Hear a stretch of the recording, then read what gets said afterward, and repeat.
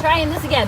So, Allison McDowell. I am on the shores of Onondaga Lake in upstate New York, and we just finished yesterday. We had an amazing gathering where we were talking about a lot of the research that I have done with some other colleagues, Dr. Tom Cowan, and Dr. Andrew Kaufman, and my focus was a lot on graphene and nanotech, and so we were exploring new territory. But since I made this trip up, I wanted to be sure to actually spend some time to come out to this lake, because this lake is a very sacred lake to the Haudenosaunee people, and it is a site of gathering in peace for the Iroquois Confederacy. And what I've said over and over again is I feel really strongly that what is needed is a global peace movement of mothers against AI, or grandmothers, amongst others, welcoming other people as well. But I'm here, I have my sacred feminine apron on, which was from my great-grandmother and my great-aunt, with the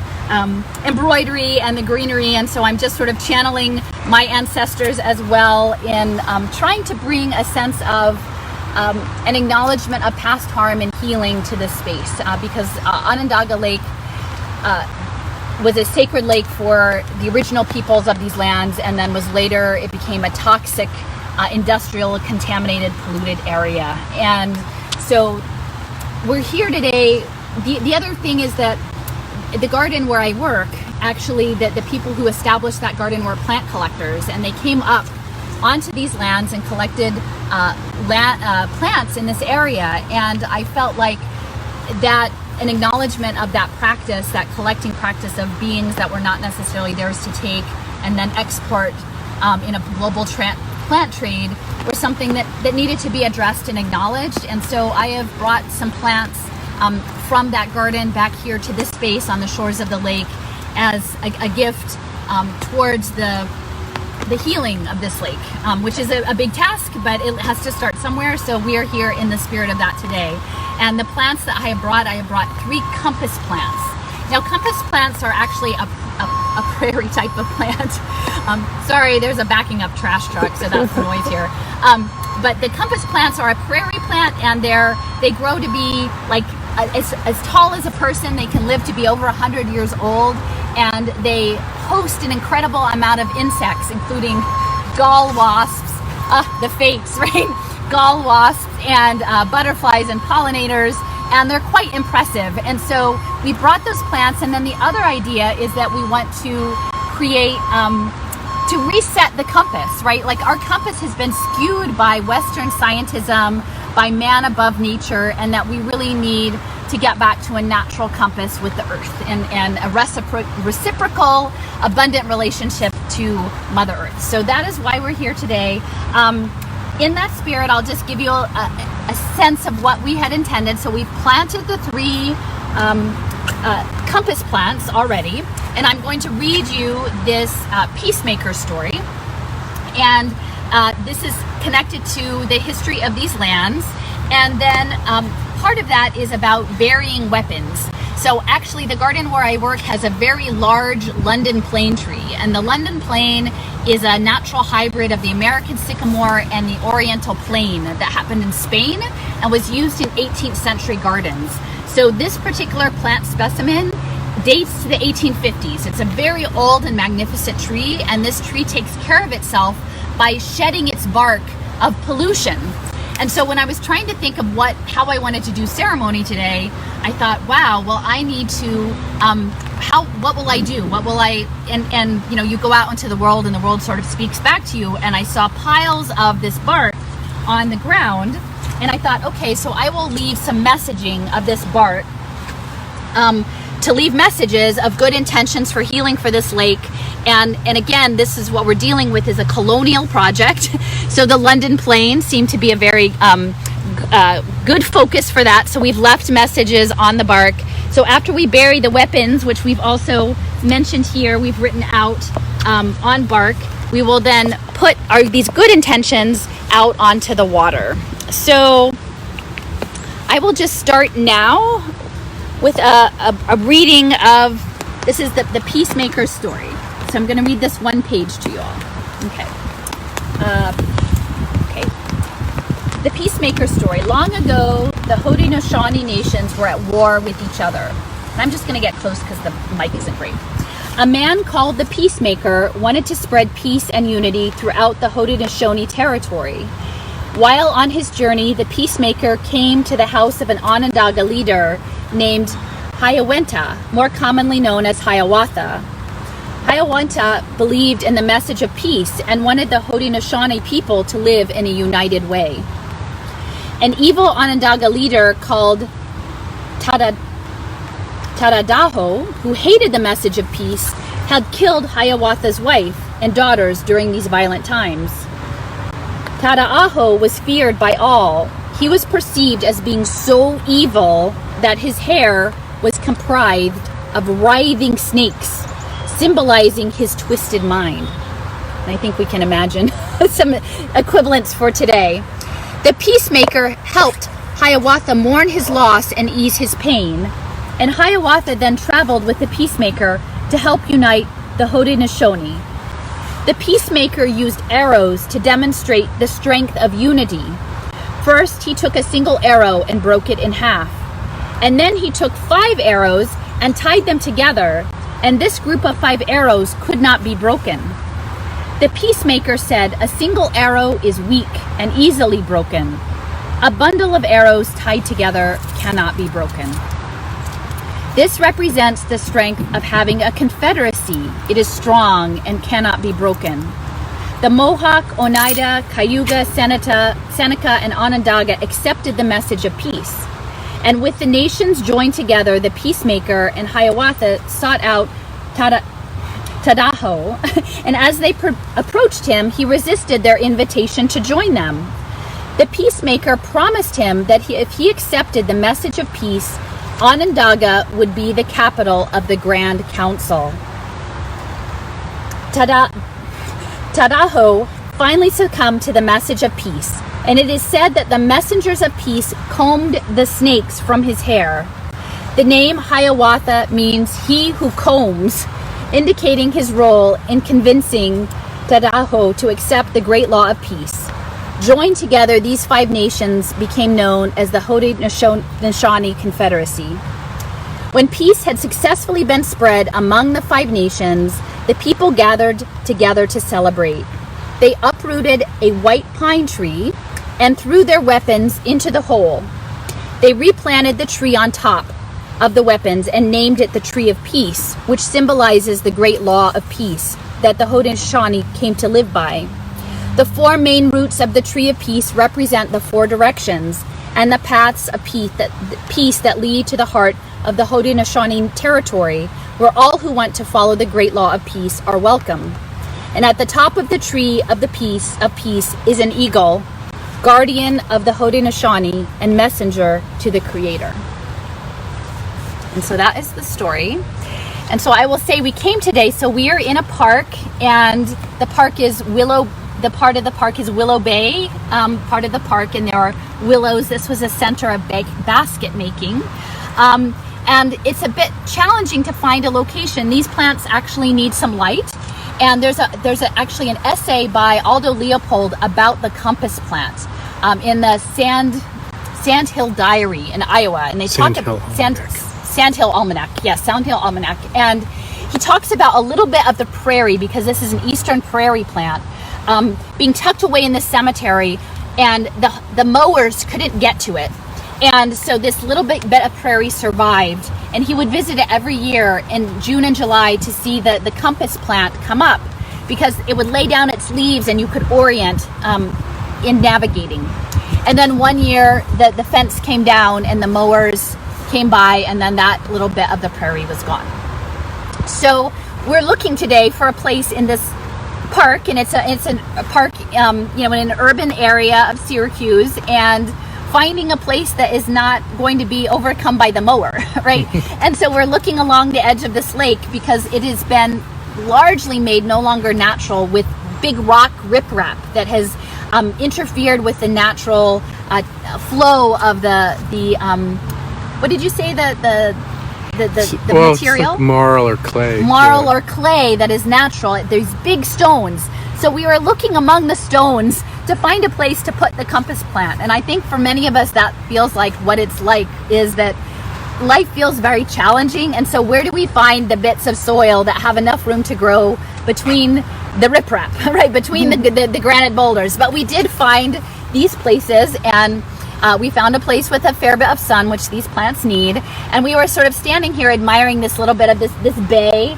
And we looked up, and an osprey came, and an osprey flew in, and it greeted us, and it flew over to one of the cottonwood trees, and it paused, and then it did a couple of loops, and then it flew back, and it talked to us a little bit, and we thought, oh, that's a wonderful sign. That's a wonderful sign. So we went back, and we'd scoped out the place. We got the rest of the plants and our materials, and we were coming back, and my friend here, who spends a lot of time on this lake, says, there are many eagles on this lake. There are many eagles, and where we kind of call in the eagles, right?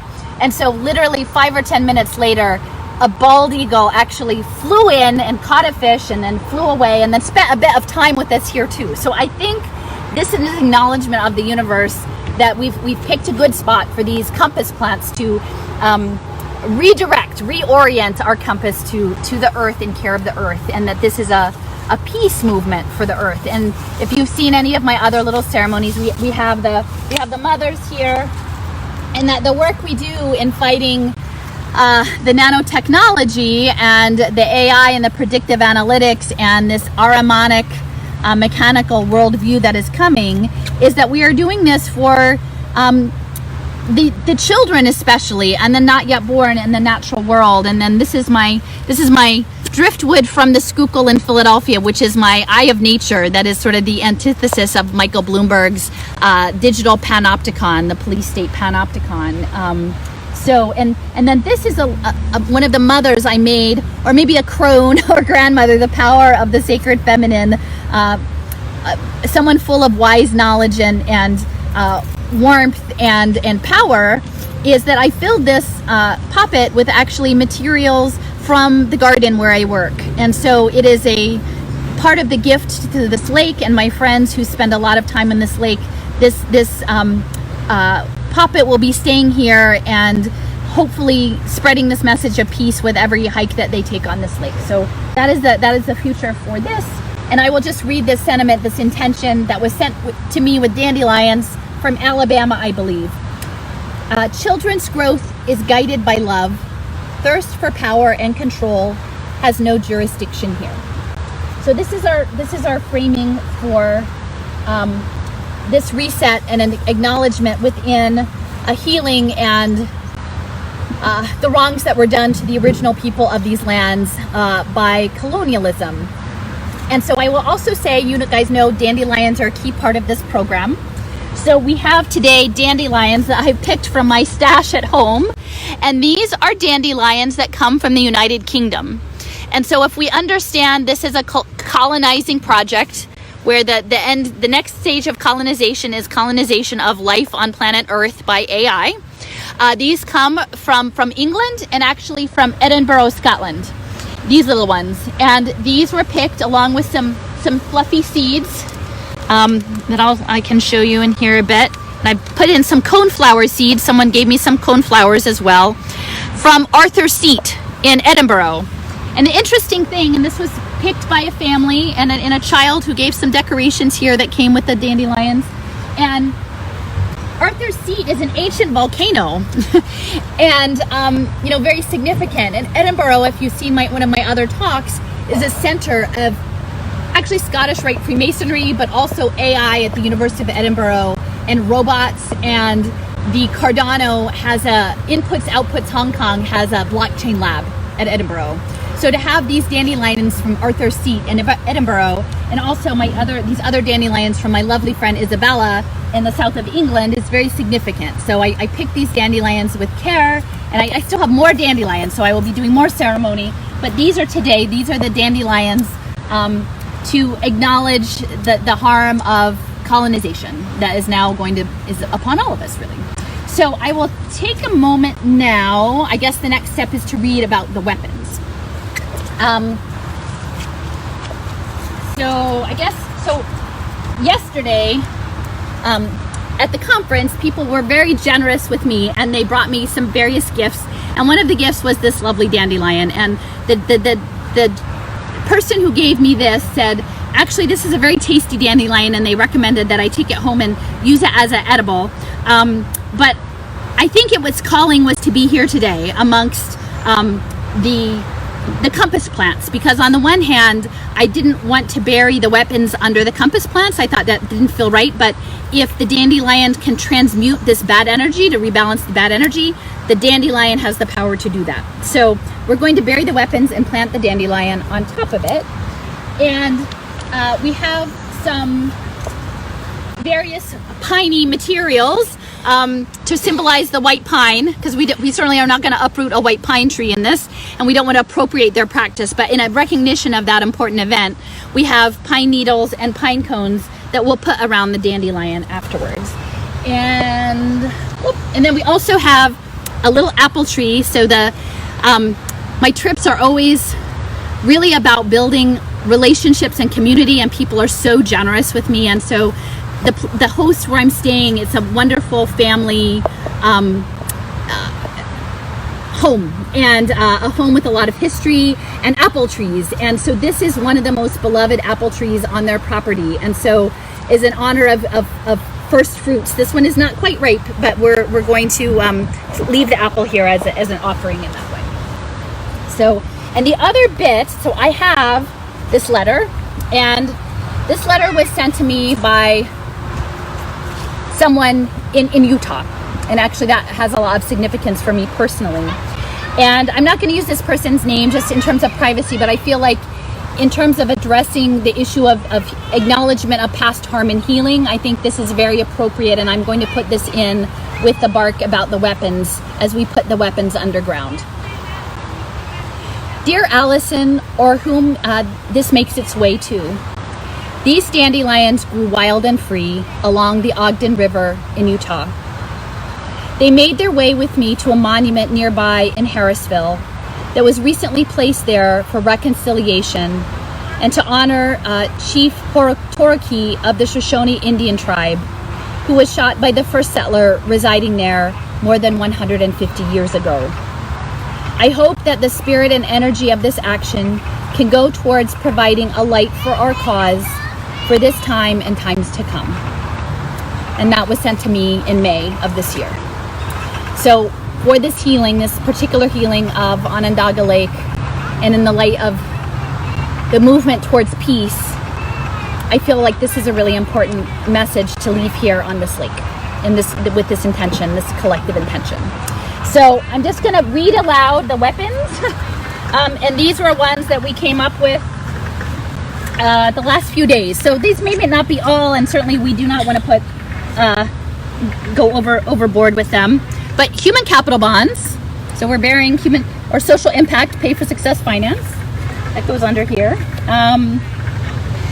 Domination, and that's what I learned from Stephen Newcomb about this, Pagans in the Promised Land. Domination is a problem of any kind, even if you think you're well-intentioned. Blockchain, you guys know that I am the not blockchain person. Let us transmute the blockchain. No one belongs on blockchain. Graphene. This is one of the key things that we've been talking about lately that is connected to nanoelectronics and turning humans into robots through frequency weapons. So graphene, the first two-dimensional material.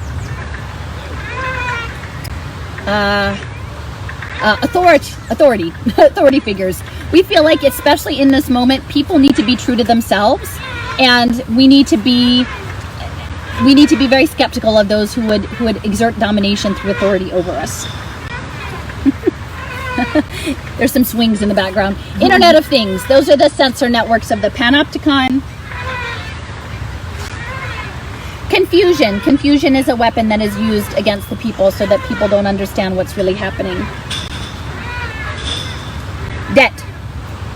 Debt is a huge problem, using economics against people to keep them under control. Militarism.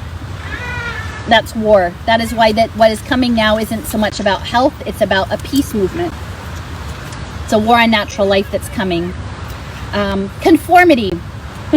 I have met some of the most wonderful people doing this work, and we're almost all non-conformist in our own beautiful, creative ways. So conformity, I believe, is a weapon.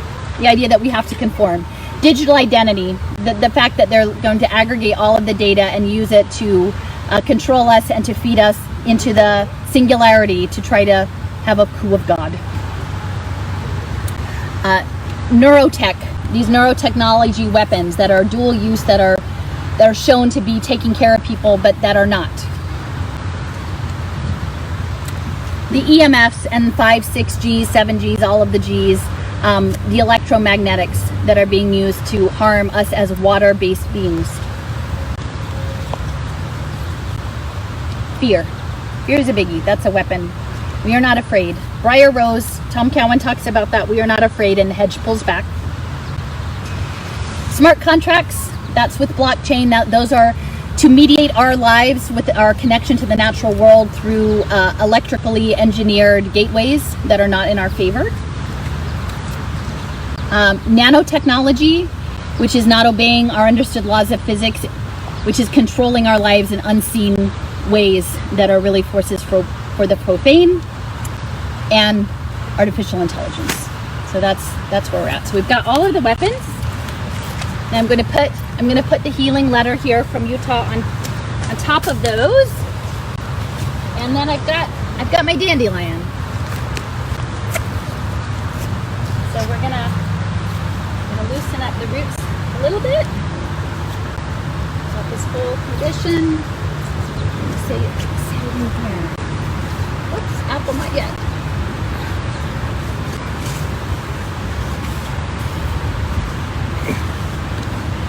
Thank you. A little bit more soil.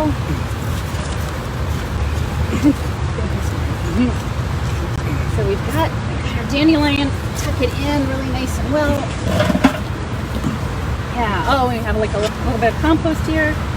So thank you, Jamie. Jamie's chickens and Chelsea's chickens are all for the compost. So now I will put a little ring of pine needle. So this will be an acknowledgement of the white pine of peace, the great law of peace. And we'll add some pine cones. A few bundles of green pine down here.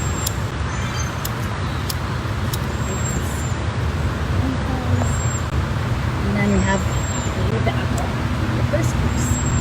Acknowledge the Creator, that which is above us. So, okay. So I guess the next thing is we will sprinkle some dandelions, some of the UK dandelions. So my friend Mike is going to take these. We're going to sprinkle them along this little row here. And I've got the seeds from Scotland, and I have another friend shared some from Edinburgh. So we have Edinburgh, and then I think Maine. I think the coneflowers were from a friend Kate in Maine. And we're gonna, the co-creation, the co-creative force. There's some beautiful, I think this actually might be Tulsi here, I'm not sure. This is quite a lovely little ecosystem. And we did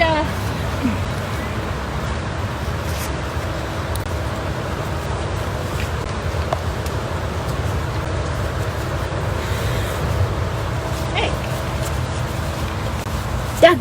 All right. So we've got that, and then, you know, Tom Cowan yesterday talked a lot about water, our bodies, structured water. We know about water's life, the water memories, right? This water holds a lot of memories, and it's a lot of trauma. And we also know that our intentions on water make a difference in the cleansing. And so I asked on social media to have people send me intentions, and they did, which I wrote on this bark over the last few days. And then I have a lovely friend, Flo, who sent me, gave me, I'm not 100%, I think they might be hydrangea, and they're lavender. And my friend Julie, who wanted to be here but couldn't, she always talks about the violet flame of transformation and forgiveness. I am the violet flame of transformation and forgiveness. I am the violet flame of transformation and forgiveness. I am the violet flame of transformation and forgiveness. And so we've endowed the violets of the hydrangea onto these good intentions. And I'm going to read them out and put them in this basket, which actually I got years ago in the Adirondack, so it felt appropriate. And then we're going to carry them down to the lake. We're going to put them on the water with words of kindness and the Ho'oponopono prayer. So I'm just going to start, and forgive me if they're not perfect because I was writing on bark and sometimes I had to edit and make them a little bit shorter. But, okay, so. May the wisdom of careful negotiation rise again where I arrived on the planet. Envision symbiotic ways to clean and restore the water. And I think they mentioned something about mycelia on there actually. That didn't make it on the thing. May the cumulative generational wisdom of all elders who had gathered here in the past be rediscovered by humanity.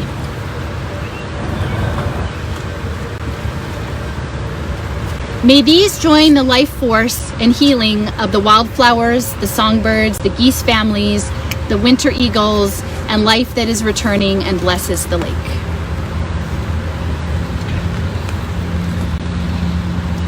The bird songs, flowers, a huge turtle, goslings, people walking, biking, trees, bees, the dance of life, and it's sacred, and its story unfolds. And that's what we've seen here today. There was a wonderful gathering, a community gathering of people from the Vietnamese community here, and music and socializing, and it is this solidarity of people in nature together, and the wonders of being together in nature.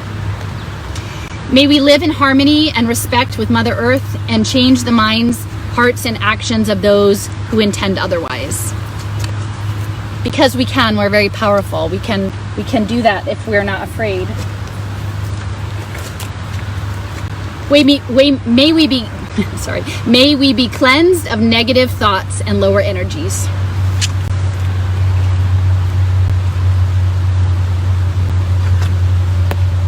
May the wisdom of the elders become integrated into the preservation of our species and to fortify us against the current and future transhumanist agenda.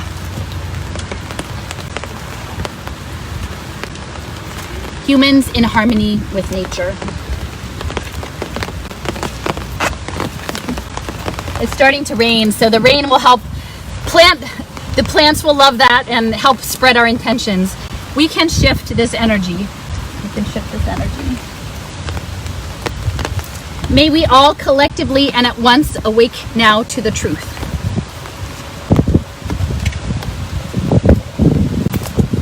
May we work to conserve the living systems of the soil, the water, and air which support life. And we did read before now both the Thanksgiving prayer as well as the Earth Treaty. And that is very much is that we need to do this work to preserve all of these living systems. That is our responsibility. May all human beings take their place, protecting, honoring, and preserving the land and other sacred earth beings.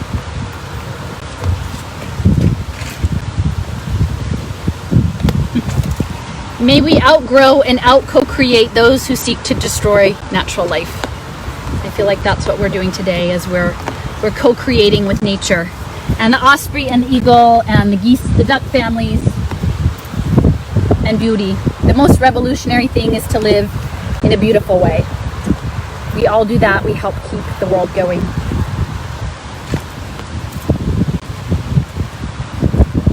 May all souls be free. All souls. Oh, and I forgot. There's some that have them on the back. We are here with grateful hearts. And again, we open with the prayer of gratitude to all of the beings that make our life possible.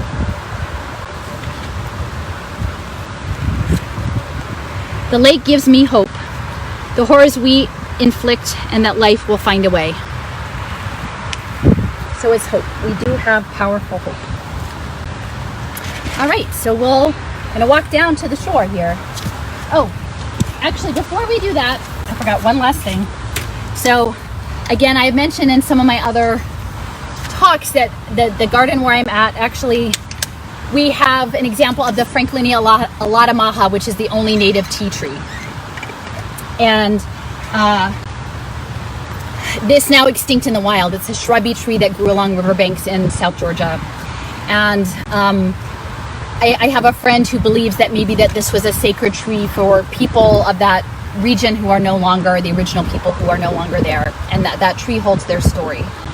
And so, as we know, many of the founding fathers, including Ben Franklin, had Masonic associations. And so part of this, I created some tea today with the Franklinia, and I wish to transmute the harm of this past history and reclaim that plant for its sacred medicine for the original people.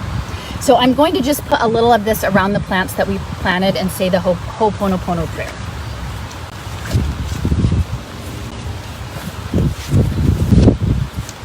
I'm sorry. Please forgive me. Thank you. I love you.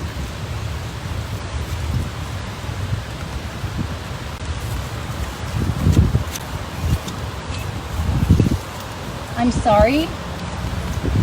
Please forgive me. Thank you. I love you.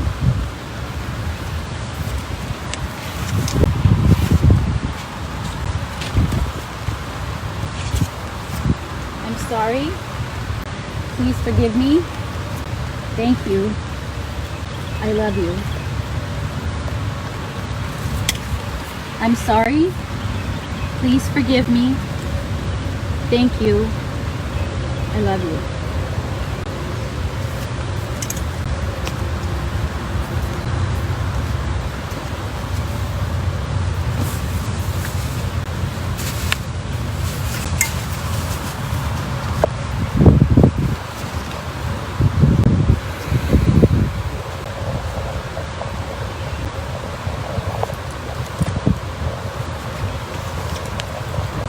Because we have to acknowledge the harm for the healing to happen. So that's important. Okay, so let's walk down to the water.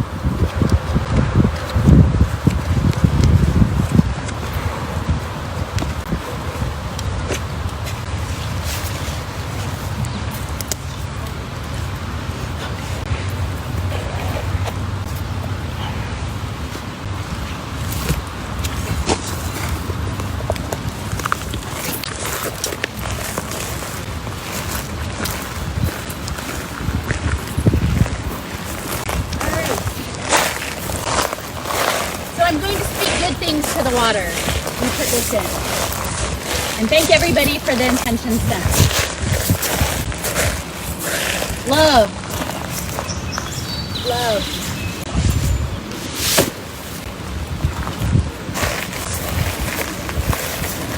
Peace.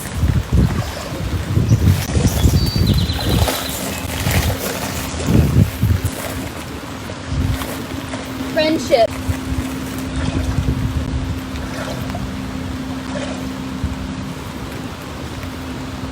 Healing.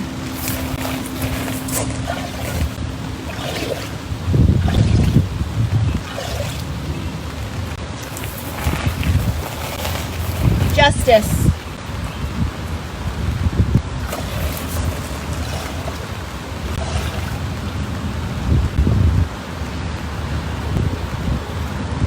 Community.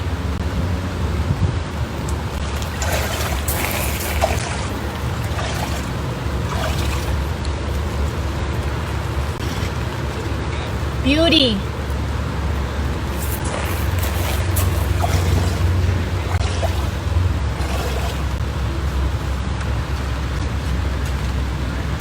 Forgiveness.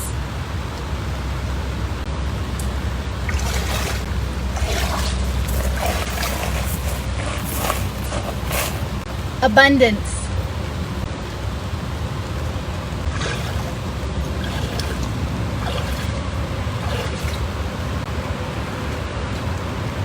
Compassion.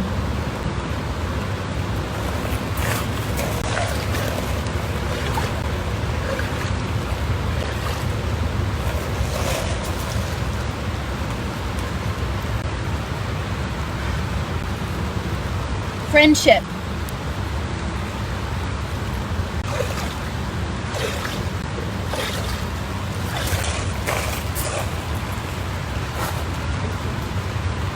spirit.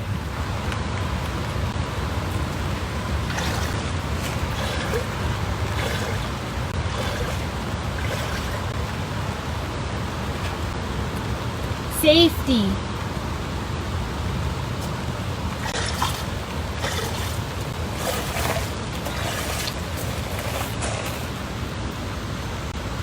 Ancestors.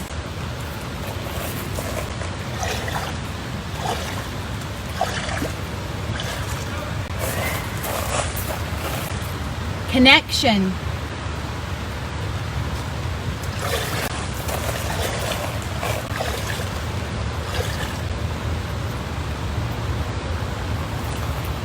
Nurturing.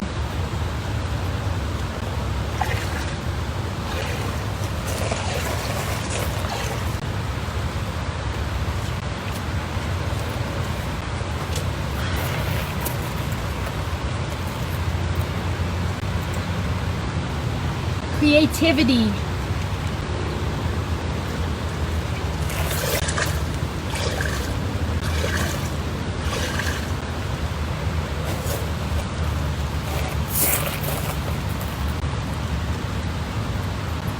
Prayer for an abundant and loving future.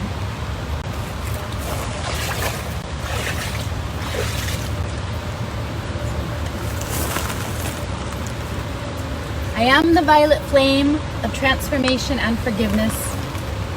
I am the violet flame of transformation and forgiveness. I am the violet flame of transformation and forgiveness. I'm sorry. Forgive me. Thank you. I love you. I'm sorry. Forgive me. Thank you. I love you. I'm sorry. Forgive me. Thank you. I love you.